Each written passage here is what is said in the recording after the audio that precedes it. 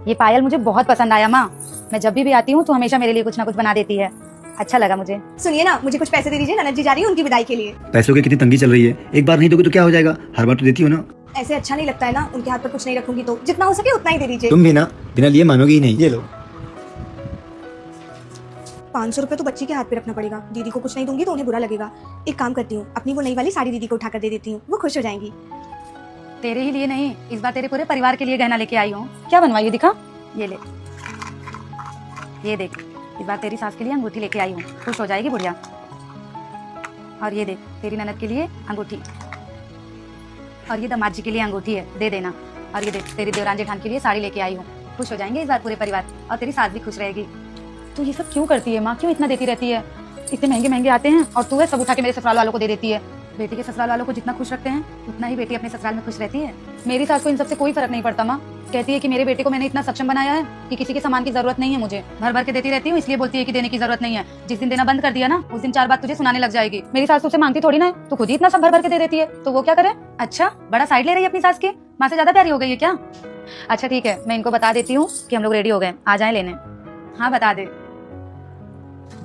दीदी ये लीजिए आपकी विदाई की साड़ी और मेरी भांजी के लिए 500 रुपए। रुक बेटी, रहने दो, अपने पास ही रखो अपना पैसा और 200 रुपए की साड़ी। क्यों मम्मी जी, वापस क्यों रख लूं? क्योंकि मेरा नाती 500 रुपए के लिए नहीं भूखा है, और ना मेरी बेटी तुम्हारी एक साड़ी के लिए। जब मैं अपनी बेटी को इतना सब कुछ दे रही हूँ तो एक और साड़ी नहीं दे दूंगी। बेटे से मांगी होगी 1000-2000 रुपया, रख लिया होगी छुपा के, और लाके एक साड़ी और 500 पल्ली पहुंचा रही हो। आप माँ की बात मत सुनिए भाभी, मुझे दीजिए। साड़ी तो बढ़िया है भाभी। रुक जा बेटा, मुझे पता है तेरे मोबाइल में जादू काम नहीं कर रहा। जादू करने के लिए सबसे पहले इस लाइक वाले बटन को दबाना है, उसके बाद इस सब्सक्राइब वाले बटन को दबाना है, फिर इस शेयर वाकर इस व्हाट्सएप वाले बटन पर दबाकर रखना है। देखो बेटा, जादू हो गया। अगर विश्वास नहीं है तो एक बार करके देखो।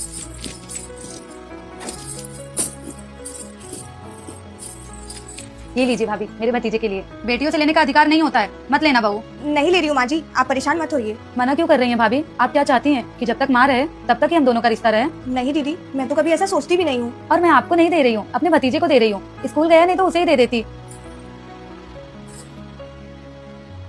तू भाभी को घूर क्यों रही है माँ। अगर इस घर की बेटी होने के नाते लेने का फर्ज है तो अपने भतीजे की बुआ भी हूँ, देने का फर्ज भी तो बनता है। आपका भतीजा स्कूल गया हुआ है, आएगा तो उसे दे दूंगी और बता दूंगी कि बुआ ने उसे आशीर्वाद दिया है। लेन देन बराबरी में होती है माँ, तभी रिश्ता अच्छा बना रहता है। और तू भी तो यही चाहती होगी कि मेरा रिश्ता मेरे मायके से हमेशा अच्छा बना रहे। हाँ बेटी, मैं तो ऐसा ही चाहूंगी ना। तो फिर भाभी से नाराजगी कैसे खत्म कर।